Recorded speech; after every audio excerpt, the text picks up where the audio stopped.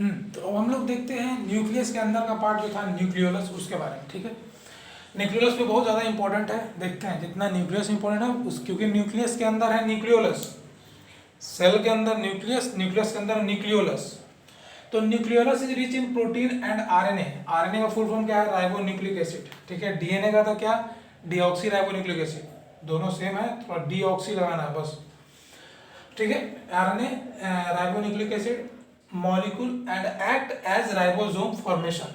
क्या यहाँ पर ध्यान से पढ़ना, is rich in protein and RNA molecule and act as a ribosome formation. मतलब क्या करता है कि ये काम करता है किसके लिए? राइबोसोम बनाने का काम करता है, सिंपल सा। राइबोसोम फॉर्मेशन कौन करता है? न्यूक्लियोलस। अगर एक क्वेश्चन आ जाए कि which of the following is help in formation of ribosome, nucleolus, ये क्वेश्चन याद रखना दे सकता है। अगर हम ऑब्जेक्टिव अगर रहेगा तो ये क्वेश्चन कंफर्म रहेगा, क्योंकि इंपॉर्टेंट क्वेश्चन है। तो molecule and act as ribosome formation, तो न्यूक्लियोलस क्या करे? राइबोसोम फॉर्मेशन करता है। न्यूक्लियोलस को और क्या बोलते हैं? It is also known as factory of ribosome. ये बहुत इंपॉर्टेंट ये है जो है बता रहे हैं। It is also known as factory of ribosome. ठीक है, ribosomes helps in protein synthesis. अब देखो यहाँ क्या क्या है, न्यूक्लियोलस क्या करता है? राइबोसोम बनाता है। राइबोसोम बनाता है वहाँ, इसलिए उसको फैक्ट्री ऑफ राइबोसोम बोलते हैं। क्यों? क्योंकि किसी फैक्ट्री में कोई एक ही तरह का सामान बनता है, तो राइबोसोम बनता है न्यूक्लियोलस में, इसीलिए इसको फैक्ट्री ऑफ राइबोसोम कहते हैं। और राइबोसोम क्या करता है? प्रोटीन सिंथेसिस करता है। ये सबसे इंपॉर्टेंट क्वेश्चन है, इजी है और सबसे इंपॉर्टेंट क्वेश्चन है, हर जगह पूछा जाता है। चाहे तुम 11-12 में चले जाओ, ये क्वेश्चन नीट वगैरह सब जगह पूछता है कि प्रोटीन सिंथेसिस कौन करता है? राइबोसोम करता है। ठीक, अब आते हैं क्रोमोसोम पे। क्रोमोसोम क्या है? Chromosome is thread like structure present in nucleus. जो क्रोमैटिन देख रहे थे हम लोग, उसी के अंदर अब और हम उसको मैग्नीफाई करेंगे तब हम लोग को दिखेगा। ठीक है, और बेसिकली ये दिखता कब है? तो ड्यूरिंग सेल डिवीजन, जब एक सेल से दो सेल बनेगा, एक सेल से दो सेल बनेगा, तब हमें क्रोमोसोम दिखना आसान होगा। जब तुम लोग हायर क्लास में पढ़ोगे फेज के बारे में, डिवीजन के बारे में, माइटोसिस और मियोसिस जो डिवीजन होता है ये दो, उसके बारे में जब पढ़ोगे कितने फेज में होता है। ठीक है, एनाफेज क्या है, टीलोफेज क्या है, मेटाफेज क्या है, तो ये सब फेज में तुम लोग को देखने आएगा कि कैसे सेल डिवाइड होने के बाद सिस्टर क्रोमोसोम या फिर मान लो कैसे क्रोमोसोम पोल की तरफ खींचा जाता है, क्रोमैटिड कैसे कैसे जाता है, सेंट्रोमियर के साथ क्या होता है। ठीक है, वो सब हायर क्लास में पढ़ना तुम लोग।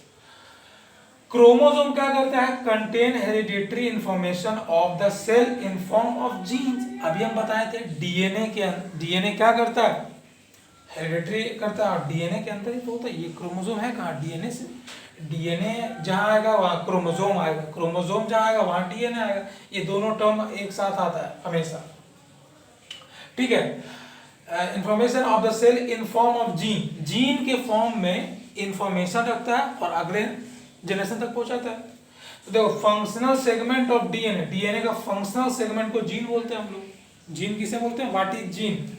तो functional segment of DNA called gene. इससे क्वेश्चन कम से कम 5 क्वेश्चन बन सकता है ऑब्जेक्टिव मिनिमम।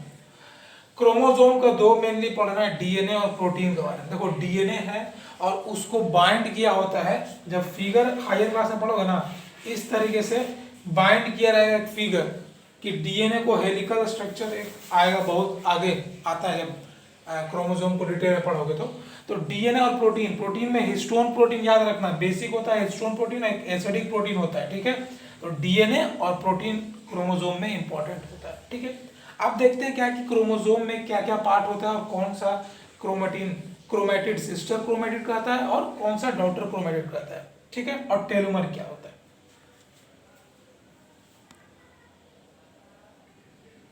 हाँ देखो, यहाँ पर सिंपल अगर हम बात करते हैं, ऐसे बेसिकली क्रोमोसोम का जो होगा फिगर, देखो यहाँ पर क्रोमोसोम ऐसे रहेगा। ठीक है, हर जगह बना हुआ है, कहीं भी देखो ये बेसिक का स्ट्रक्चर क्रोमोसोम का रहेगा। ठीक है, एक्स टाइप का। ठीक है, यहां पर हम पढ़ते हैं कि सेंट्रोमियर, सबसे पहले पढ़ते हैं सेंट्रोमियर। तो बुक में फिगर देखना इस तरह के दिया रहेगा।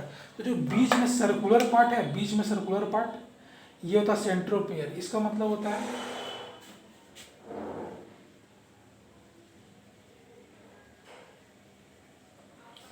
सेंट्रोमियर का मतलब है मिडिल बॉडी। क्या है? Middle body. यही करा रहा है इस चीज का फॉर्मेशन में कराएगा। ठीक है, ये आगे बढ़ा।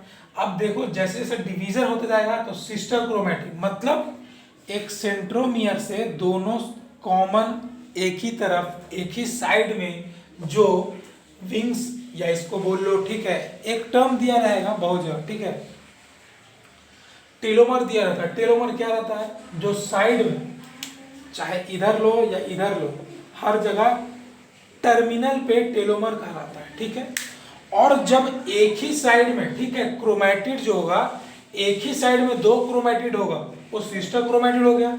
और फर्दर डिवीजन के बाद जब ये दोनों अलग हो जाएगा तो इंडिपेंडेंट, क्योंकि इससे बना है तो डॉटर क्रोमैटिड कहलाएगा। इसी क्रोमैटिड से बना ना, जब एक ही टर्मिनल पे दो क्रोमैटिड है तो उसको सिस्टर क्रोमैटिड बोल दिए, साथ में।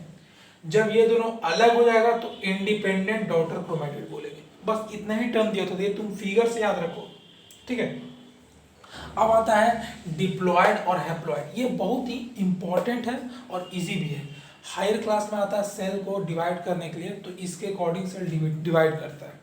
जैसे सिंपल से अगर हम बात करते हैं, ठीक है, डिप्लॉयड को 2n से रिप्रेजेंट करते हैं, हैप्लॉयड को n से रिप्रेजेंट करते हैं, और उसी को हम लोग डिप्लॉयड सेल भी बोलते हैं और हैप्लॉयड सेल भी। जैसे एग्जांपल ले लो, ह्यूमन में क्रोमोसोम, यानी ह्यूमन में जो सेल है, एक सेल लेंगे अभी ह्यूमन, किसी भी जानवर में या हम में, तुम लोग में, किसी में, तो 46 क्रोमोसोम होता है। उसमें 44 ऑटोसोमल और 2 सेक्स क्रोमोसोम होता है। ठीक है, तो इस 46 क्रोमोसोम में 46 क्रोमोसोम है, पूरा है, मतलब हम लोग एक इंपॉर्टेंट, एक पूरा का पूरा बॉडी हम लोग है ह्यूमन बने हुए हैं, तो वो क्या होता है? फुल नंबर कहलाता है। क्या कहलाता है? Full number. मतलब हम लोग का जो सेल होगा उसका नंबर कितना होना चाहिए क्रोमोसोम का? 46 ही होना चाहिए। ये नहीं कि इससे ज्यादा होना चाहिए, नहीं, 46 ही होना चाहिए। तो उसको बोलते हैं फुल नंबर या फिर पेयर क्रोमोसोम। 46 है ना, 23 पेयर, तो पेयर क्रोमोसोम, उसको क्या बोलेंगे? डिप्लॉयड। और जैसे ही ये नंबर हाफ हो जाएगा उसको बोलेंगे हैप्लॉयड। इसलिए देख लो 2n और n रखे हैं। 2n और n का मतलब क्या है कि ये 2 इंटू 23 तो 46, तो ये क्या आ जाएगा? 23। इसीलिए रखा गया 2n और n कि जितना डिप्लॉयड होता है उसका आधा क्या होगा? हैप्लॉयड। सिंपल सा, तुम लोग 8 में पढ़ चुके हो जाइगोट का फॉर्मेशन कैसे होता है। मेल एग आता है और फीमेल एग आता है। तो जैसे मेल में से जो आता है वो 2n होता है पहले, फिर डिवाइड करके n बनता है। ये मेल से आया, देखो ध्यान से देखना इसको, ठीक है, फीमेल से ये भी 2n आया, ठीक है, फिर डिवाइड करके n बना। अब ये दोनों मिलकर क्या हुआ?